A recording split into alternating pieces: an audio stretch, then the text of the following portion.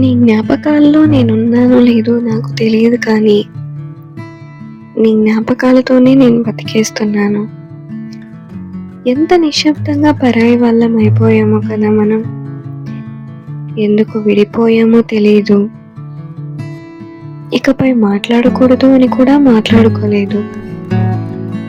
మాట మరుగున పడి మౌనరాజ్యం ఏలిన రోజు, మనసులో ఉన్న మాట చెప్పుకునే చనువు తగ్గి, మనసు బరువెక్కిన వేళ మన ప్రేమ మనకి వీడ్కోలు పలికి చిరునామా లేని చోటికి వెళ్ళిపోయినట్టుంది.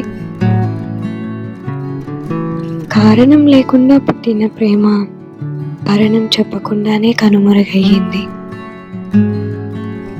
కారణం తెలుసుంటే మనసుకు నచ్చ చెప్పుకొని అతను ఇక తిరిగి రాడని మర్చిపోవడానికి ప్రయత్నించేదాన్నేమో. ఇప్పుడు ఎందుకు అనే ప్రశ్న నన్ను ఆ జ్ఞాపకాల్లో నుండి బయటకి రానివ్వడం లేదు. ఈ ప్రేమ ఎందుకు, ఈ దూరం ఎందుకు, ఈ బాధ ఎందుకు?